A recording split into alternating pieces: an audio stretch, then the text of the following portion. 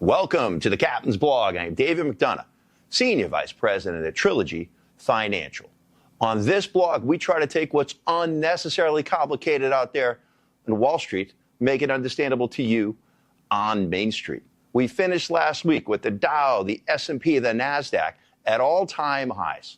S&P 500 up 13% for the year, up 1% for the week. It's the Goldilocks economy. Not too hot, not too cold, just right. You've got the Fed lowering interest rates, saying they'll be there to make sure that this economy reinvigorates, starts to grow again. But you know out there in Flagship Nation that I believe in the Main Street theory. And when everybody on Main Street is doing something, we should do the opposite. Did that happen this week? Did profit taking happen? Or did we hit another record high?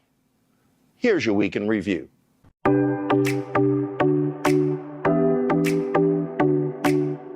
Avid viewers of the blog know that I believe this market is trading at the higher end of the trading range. Well, Fed Chair Powell came out this week and said that this market is highly valued. Reminds me of the days of Alan Greenspan talking about irrational exuberance. But how do we know when irrational exuberance has unduly escalated asset values? The market took that as a hint, and some profit-taking ensued. Why? Again, you out there know that the market is a discounting mechanism, and it is discounting the fact that the Fed is going to cut rates at least 2 more times.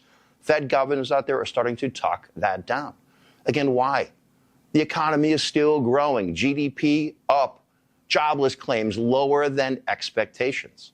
So again, folks, this market is fairly valued, and I do believe that there's more upside, but be prepared for profit taking.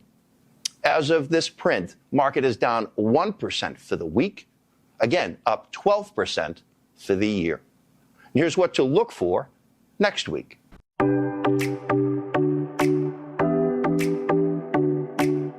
We're back in earnings season. And those companies that don't believe that they're going to meet their numbers, it's called the pre-announcement period, are going to confess their sins. We have geopolitical risk. And get this, we have a government shutdown next Wednesday. And guess a deal is done. And as of this morning, the president is tweeting about more tariffs. Again, folks, there are rough seas ahead. Take this as an opportunity to take profit at some of these high-flying names that don't have any revenue or profit. And you know exactly who I'm talking to here. And reallocate and look for value. Again, consult your local financial advisor for more details. And here's your personal finance tip of the week.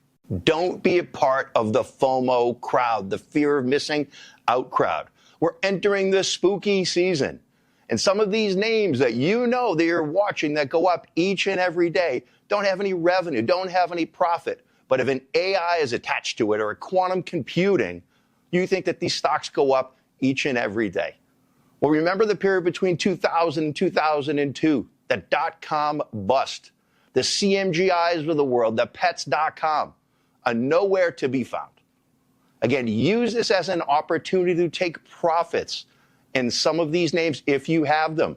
And if you have losses, take those losses now to offset gains. Again, do not chase these names.